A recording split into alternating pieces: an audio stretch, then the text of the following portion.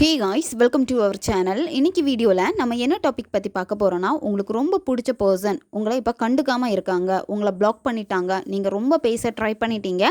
But அந்த நபர் வந்து உங்ககிட்ட பேசுகிறதுக்கான ஒரு மைண்ட் செட்லேயே கிடையாது. உங்களை ரொம்ப அவாய்ட் பண்ணுறாங்க, உங்களுடைய ஞாபகமே இல்லாமல் உங்களை யாரோ மாதிரி ட்ரீட் பண்ணுறாங்க. இந்த மாதிரி ஒரு சுச்சுவேஷனில் நீங்கள் இருந்தீங்க அப்படின்னா இந்த ஒரு மெத்தடை நீங்கள் ஃபாலோ பண்ணுங்கள். எப்பேற்பட்ட நபராக இருந்தாலும் சரி, அந்த நபருக்கு உங்களுடைய நினைவை ஏங்க வைத்து உங்களை நினைச்சு உருக வைக்கும்.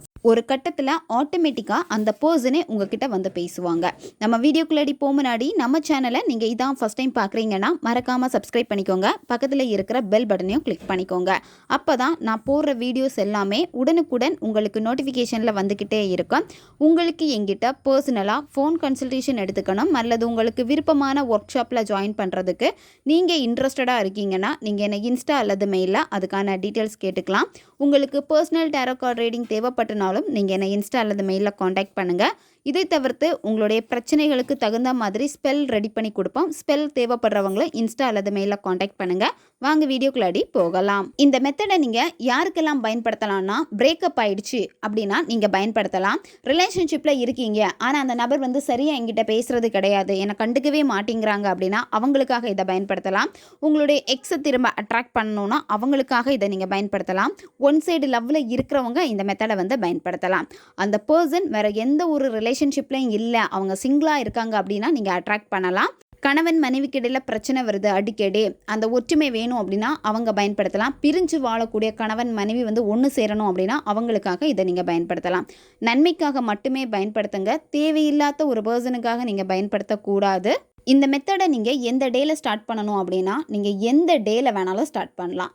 எந்த நேரத்தில் இதை நீங்கள் செய்யணும் அப்படின்னா நைட்டு தூங்க போகிறதுக்கு முன்னாடி தான் இந்த மெத்தடை வந்து நீங்கள் செய்யணும்.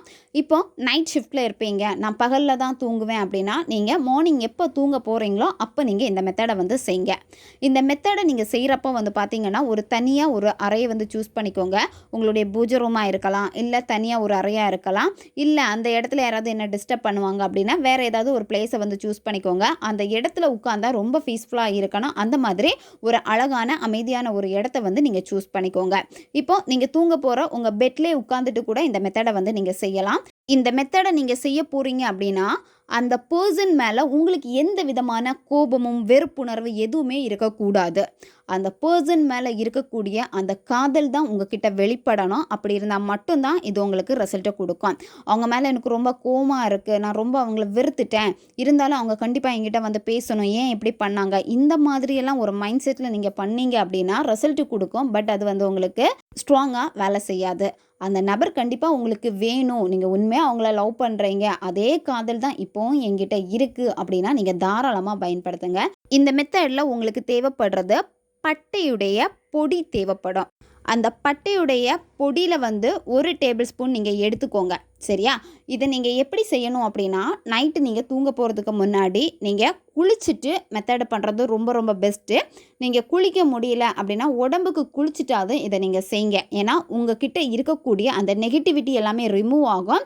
அந்த இடத்துல வந்து உங்களுக்கு ஒரு புத்துணர்வு, பாசிட்டிவிட்டி கிரியேட் ஆகும். அதே வேகத்தோடு நீங்கள் செஞ்சீங்க அப்படின்னா எந்த ஒரு விஷயத்துக்காக நீங்கள் செய்கிறீங்களோ அந்த விஷயத்தை நீங்கள் ஈஸியாக வந்து ஈர்ப்பீங்க. நீங்கள் தலைக்கு குளிக்காமல் உடம்புக்கு குளிக்காமல் நீங்கள் செஞ்சீங்க அப்படின்னா என்ன ஆகும் அப்படின்னா நிறைய பர்சனை வந்து நீங்கள் அட்ராக்ட் பண்ணி எடுத்திருப்பீங்க. நிறைய பர்சன் கிட்ட நீங்கள் பேசியிருப்பீங்க. அவங்கக்கிட்ட இருக்கக்கூடிய நெகட்டிவ் எல்லாமே உங்களுடைய ஆறால் வந்து தொற்றிக்கிட்டே இருக்கும். அதாவது அது வந்து பார்த்திங்கன்னா ஒரு மாதிரியான ஒரு நெகட்டிவிட்டியை உங்களுக்குள்ளாடி ஏற்படுத்திக்கிட்டே இருக்கும். அப்போ இதெல்லாம் மிக்ஸ் ஆகிறப்ப என்ன ஆகும் அப்படின்னா நீங்கள் எந்த ஒரு விஷயத்துக்காக மேனிஃபெஸ்டேஷன் பண்ணுறீங்களோ அந்த இடத்துல வந்து பார்த்திங்கன்னா உங்களால் ப்ராப்பரான அந்த மைண்ட் செட்டு ஒருநிலைப்படுத்தி உங்களால் செய்ய முடியாது.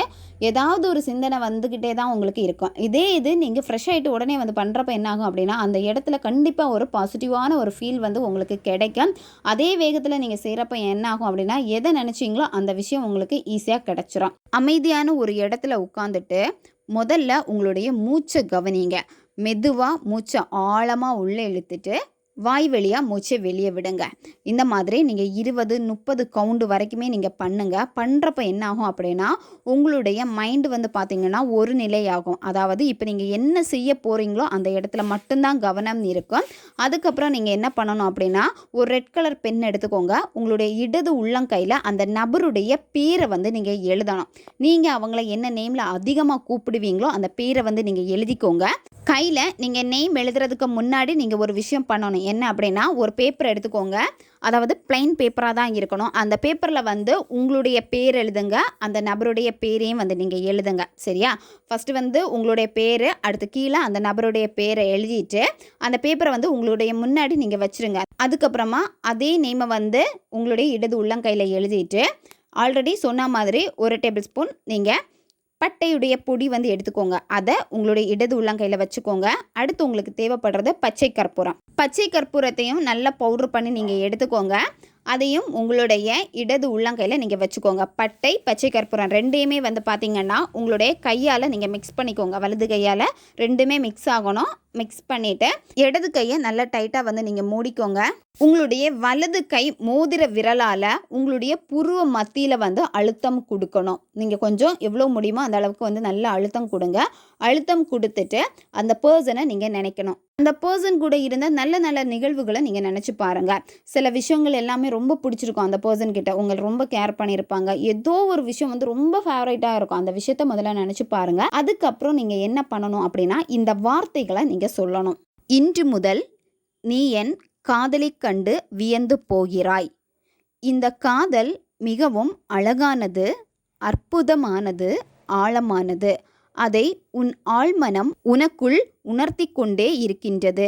இன்று முதல் நீ என்னை கனவில் காண்கிறாய். இந்த கனவில் நான் உன்மீது வைத்திருக்கும் அளவுக்கு அதிகமான காதலை மட்டுமே வெளிப்படுத்துகிறது. இந்த காதலால் உன் மனம் உருகுகிறது, என்னை நினைத்து ஏங்குகிறது. உன் ஆழ்மனம் என்னை மட்டுமே அதிகமாக நினைக்க வைப்பதற்கு நன்றி.